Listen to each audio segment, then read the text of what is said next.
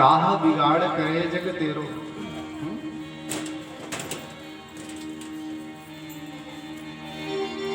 भगवान ने कृपा करके ग्वाल वालों की रक्षा की। और जब देवराज इंद्र को लगा कि महाराज जी हमने बहुत गलत काम किया है, तो अब देवराज इंद्र इतना डर गया कि उसने मन में सोचा क्या करें। तो परस्पर जब बातचीत देवताओं ने आपस में की, तो सभी देवताओं ने एक स्वर में कहा कि देवराज आपने बहुत ही बड़ा अपराध किया है, इसलिए आपको अगर जो बचना है तो भगवान की शरण में जाओ।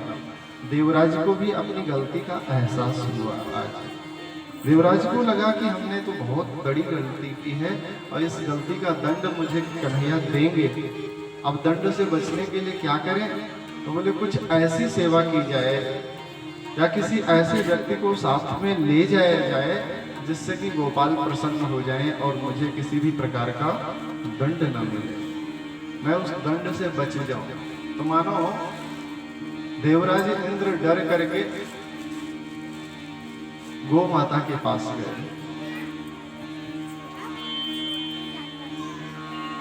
स्वर्ग में गो माता है ना, कामधेनु। कामधेनु गैया के पास गए, गो माता के चरणों में लंबी दंडोत प्रणाम की, 4 परिक्रमा की। मां कृपा करो।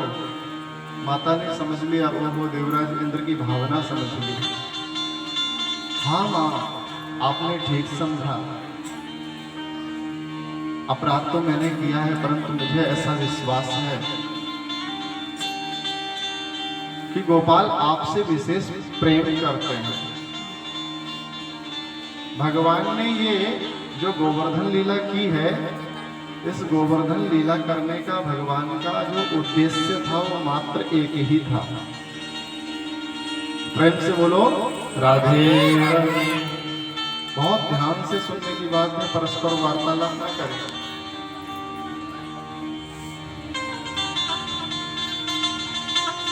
एक ही उद्देश्य था और वो यह था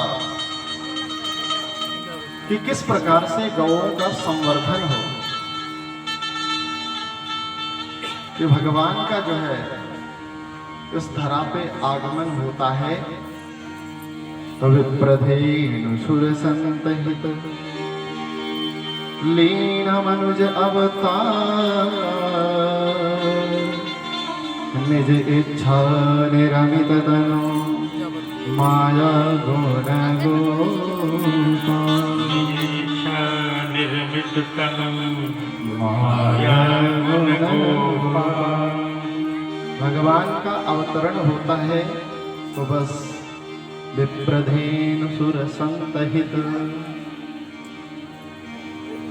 भक्तों की रक्षार्थ, परंतु मूल रूप से गौ संवर्धन के लिए, संतों की रक्षा के लिए, गो ब्राह्मणों की रक्षा के लिए, जो भगवान के जन हैं, भगवत जन हैं, उनकी रक्षा के लिए आज इंद्र ने आकर के भगवान की सुंदर स्तुति की।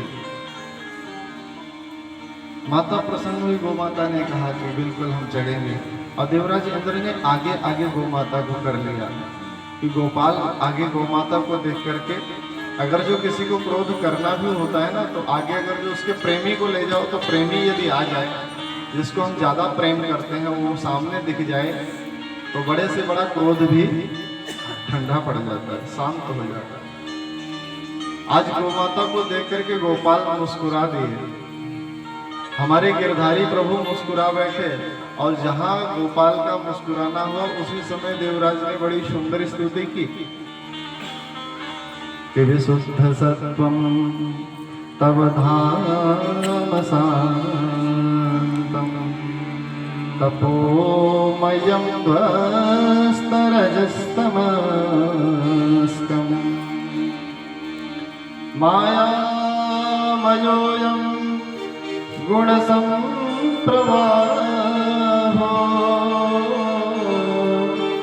न वेद्यते ते ग्रहणानुबन्धः।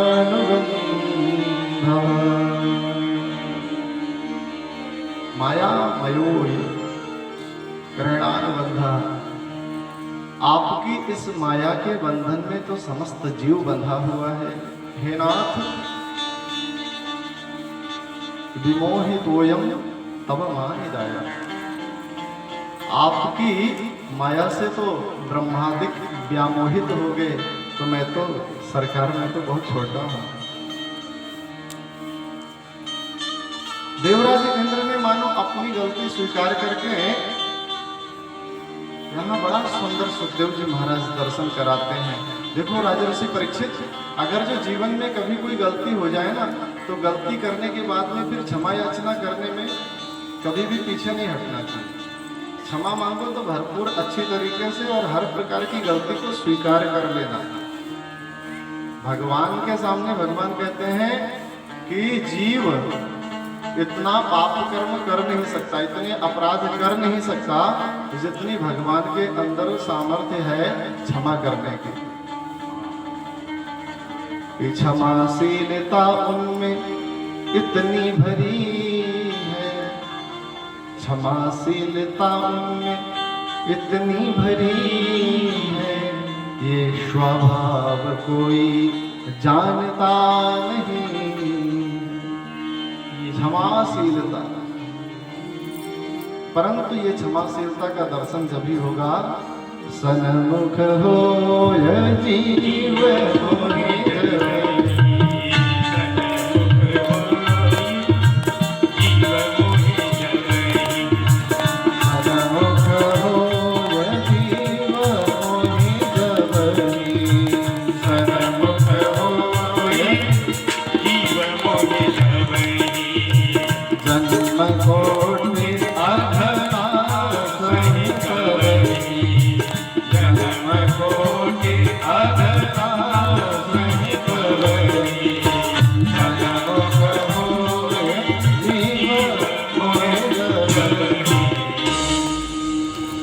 भगवान के सन्मुख आते ही समस्त,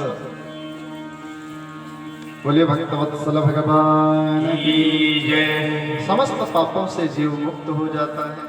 देवराज इंद्र ने कहा, हे नाथ, कि मामेश्वर्यं श्रीमदान्ध दंडपाणिं न पश्यति, तं भ्रंसयामि सम्पद्यो यस्य चैक्षाम्यनुग्रहम्। यद्यपि प्रभु मैं दंड का पात्र हूँ, मुझे ऐसा प्रतीत होता है, परंतु मुझे विश्वास है कि आप इस चीज को भली भांत समझते हो कि माम ऐश्वर्य श्रीमदान्धो, आपकी इस माया को प्राप्त करके जीव श्रीमदान्ध हो ही जाता है। श्रीमदान्ध होना स्वाभाविक हो जाता है, क्योंकि ऐसा संसार में कोई भी नहीं है जो आपकी माया से व्यामोहित न हो जाता हो। इस प्रकार से महाराज बड़ी सुंदर स्तुति की। देवराज इंद्र ने, कन्हैया मुस्कुराए, बोले कि ऐसी क्या बात है। अच्छा, एक बात यहाँ ध्यान देने की, ब्रह्मा जी ने 42 श्लोकों में बड़ी सुंदर स्तुति की, और ब्रह्मा जी डर के मारे जो है परिक्रमा भी 4 नहीं लगाया, एक ही परिक्रमा लगा के भाग गए। और यहाँ देवराज इंद्र ने आंखों में आंख डाल के बड़ी सुंदर स्तुति की। वो गोपाल मुस्कुरा रहे हैं, और गोपाल ने कहा कि कोई बात नहीं देवराज, सत्य कहूं तो तुमने बहुत अच्छा कार्य किया। क्यों? क्योंकि जो गोपियां सामाजिक लाज की दृष्टि से वो घर, उनकी सास उनको सांस ही नहीं लेने देती थी। प्रेम से बोलो राधे राधे राधे। सासू माँ का बड़ा शासन रहता है। अब जो बहुरियां बाहर नहीं निकल सकती थी, जो छोटे छोटे बच्चे बेचारे बाहर जाते नहीं थे, जिनको घर से बाहर जाने की अनुमति नहीं थी, बोले इस प्रलयकालीन मेघों के भय से समस्त ग्वाल बाल गोप वधूटियां सब जो है मुझे एक साथ देखने को मिल गई। और महाराज यहाँ हमारे गोपाल ने जो है सुंदर भगवत्ता का दर्शन कराते हुए, और जब ग्वाल वालों को लगा कि कन्हैया कहीं हमारा भगवान तो नहीं, तो भगवान ने बड़ी सुंदर जो है बात बता करके अपनी माया से सबको व्यामोहित कर दिया। कन्हैया कहते हैं कि ये जो मुझ में बल है ना, इसका भ्रम ये मत पालना कि मैंने उठा रखी। ये सही बात तो ये है कि जो भी बल मेरे अंदर आया है ग्वाल वालों, ये सब हमने तुम्हारे बल की चोरी कर रही। अब तो ग्वाल वाल कहने लग गए, बोले कि कन्हैया जब भी हम जो है ना कमजोर से लग रहे हैं, हमें समझ में नहीं आ रही थी कि हमारे अंदर ये जो है कमजोरी कैसे आ रही। अब समझ में आई कि तू आज तक दूध दही की चोरी करते हो, पर अब महाराज तेने जो है शरीर के सामर्थ्य की भी, शरीर के बल की भी चोरी करनी चालू कर दी।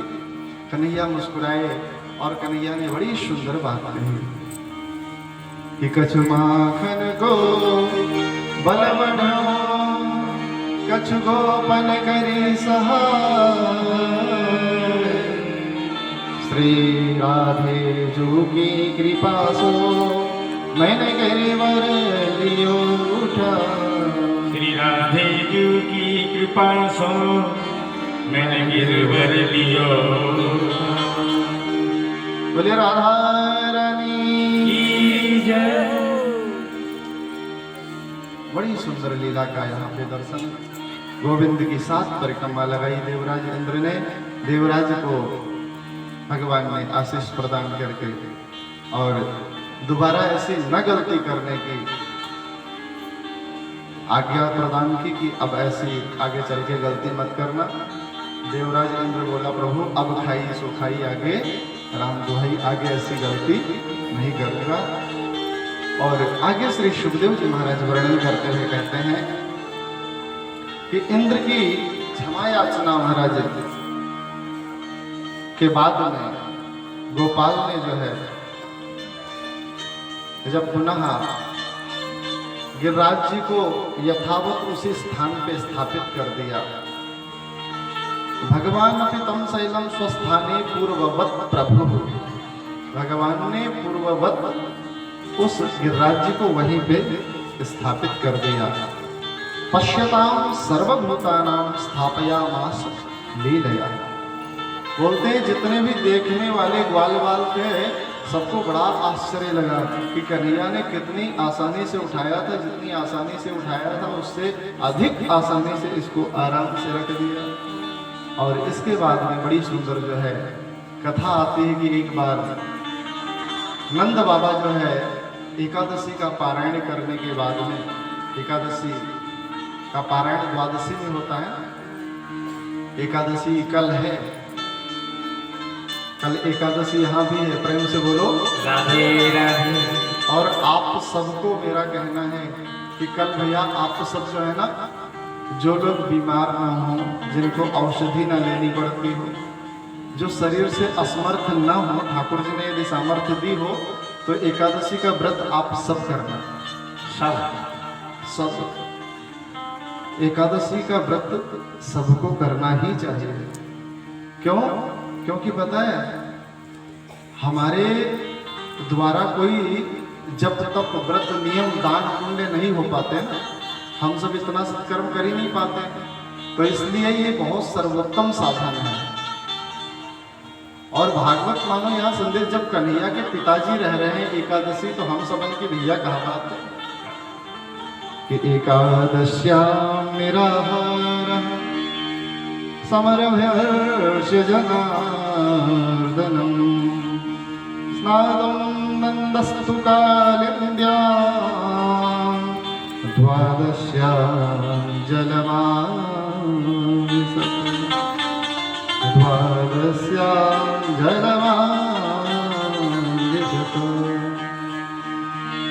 नंद बाबा को ये भान नहीं रहा कि अभी रात्रि की मध्य वेला है, और रात्रि की मध्य वेला में ही जो है 12 बजे ही चले गए जमुना जी।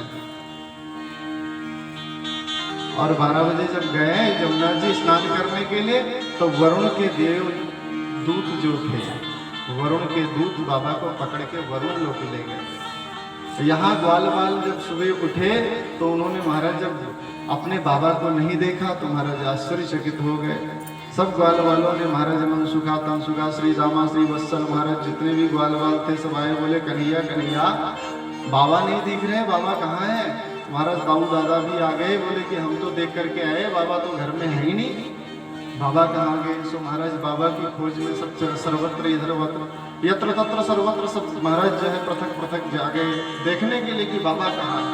अब बाबा की खोज करते करते कन्हैया तो सर्वांतरयामी है, कन्हैया को तो पता है बाबा कहाँ गए, परंतु लीला करने के लिए जमुना जी के पास जाकर के उन्होंने जब देखा, ध्यान लगाया कन्हैया ने, ओहो बाबा तो वरुण लोक में बैठे हैं, वरुण के दूतों ने उनको बंदी बना रखा है।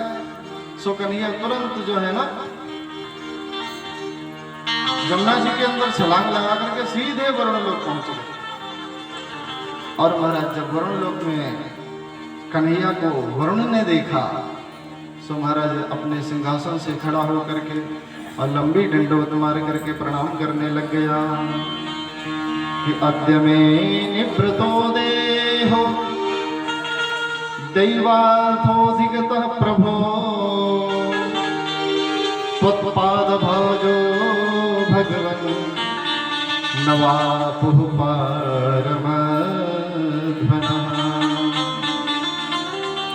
महाराज आपकी कृपा से तो हम धन्य हो गए, और बताइए कैसे आना हुआ, आपका अनायास कैसे हम पे आपने अनायास कृपा कर दी।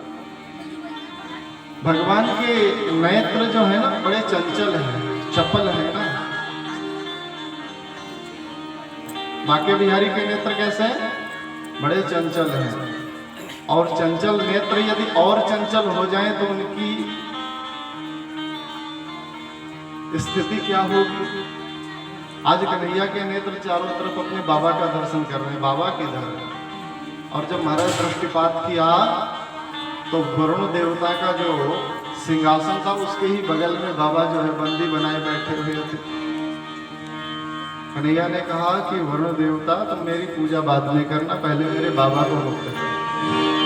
ओहो, जो वरुण देवता ने सुना कि ये आपके बाबा हैं, अब तो वरुण देवता के महाराज सिट्टी पुट्टी सब जाम हो गई, सब डर के मारे इसके डंक पंख सब सूखने लग गए, बड़ा घबराया, ये तो बड़ा अनर्थ हो गया।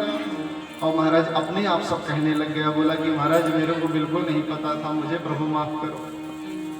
और महाराज बड़ी क्षमा याचना किसने की, गोपाल मुस्कुराए और कन्हैया ने कहा कि कोई बात नहीं है, छोटी मोटी बातों के लिए इतनी कोई बात नहीं, और हो गया सो हो गया। और महाराज इस प्रकार से बाबा को जब महाराज लेकर के आए कन्हैया, और यहाँ बाबा जब ब्रजवासियों के बीच में जो महाराज जब बैठे तो ग्वाल वालों ने एक चर्चा डाल दी कि हमें तो लगे कन्हैया भगवान है। प्रेम से बोलो राधे राधे। सारे ब्रजवासी कहने लगे, बोले बाबा बात बताएं एक आपको। बाबा बोले बताओ लाला, कहाँ बात करना चाहो तुम। बोले कि हमारे समझ में तो ये आ रही है, हमें तो लगे कि कन्हैया भगवान है। बोले हमें, बाबा बोले कि हमें अभी तक विश्वास नहीं था, पर अब कंफर्म विश्वास हो गया। क्यों? क्योंकि हम जब गए वरुण लोक में तो वरुण लोक में वह वरुण ने भी लंबी दंडवत मारी है कन्हैया की। बताओ, देवता भी इसकी दंडवत मारते हैं, देवता भी इससे डरते हैं, तो ये तो निश्चित जो है भगवान ही है। भगवान घबराए, भगवान बोले कि भैया भगवान बनने में तो बड़ी परेशानी का सामना करना पड़ेगा। हाँ, भगवान सिर्फ खाली जो है लोग बात कहते हैं भगवान के प्रति क्या आस्था है, तो दर्शन करने से पता लगता है। वास्तविकता तो ये है कि हम अपनी कामनाओं की पूर्ति के पीछे इतना पड़े हैं कि हमको सिर्फ और सिर्फ प्रेम अपनी कामनाओं से है, इच्छाओं से है। एक बहुत सुंदर संत हुए राजस्थान के संत श्री परम श्रद्धेय प्रातः स्मरणीय श्री राम सुखदास जी महाराज, उनका एक वचन है, बोलते हैं कि जीव के सबसे बड़े कष्ट का मूल यदि कोई कारण है तो वो है उसकी इच्छा। जब तक इच्छा शांत नहीं होती है, जब तक महाराज व्यक्ति परेशानी में पड़ा ही रहता है। और महाराज ये इच्छा, ये मन की खटपट इतनी जल्दी शांत नहीं होती। इसको शांत करने का सर्वोत्तम यदि कहीं कोई साधन है तो वो है भागवत, वो है भगवान की चर्चा, वो है भगवान का भजन। कि मन की गति है अटपटी, झटपट लखे न को, झटपट लखे न को, जौवन की खटपट मिटे, सो झटपट दर्शन हो। आज ये चर्चा कर ही रहे थे, गोपाल ने एक ऐसी लीला का मंचन किया। भगवान ने सोचा कि अगर जो भगवान मान लिया तो समस्या हो जाएगी, सो भगवान ने बड़ी सुंदर एक लीला की। जाकर के महाराज जो है वन में महाराज ऐसे विचित्र लीला को संपादित किया जिससे कि कन्हैया को बाबा को फिर मोह हो गया। वो कौन सी लीला? बोले वो दावाग्नि पान की लीला का भगवान ने यहाँ पे बड़ा सुंदर जन्म दिया। दावा नल अग्नि जब लगी तो उस समय पे महाराज ग्वाल वालों से भगवान ने कहा कि ग्वाल वालों आप सब अपने नेत्रों को बंद कर लो। सभी ग्वाल वाल बोले बोले कन्हैया आग लग रही है, और जहाँ पे आग लग रही हो कोई नेत्र न बंद कर सके हैं? जहाँ पे आग लग रही हो और महाराज कोई कहे कि भैया ध्यान लगाओ आंखें न बंद कर लो, तो ध्यान लगेगा ऐसी स्थिति में, भगने की पड़ेगी। कन्हैया बोले कि तुम्हें हम पे विश्वास है कि नहीं है? आज तक हमने तुम्हारी रक्षा करी है कि नहीं करी?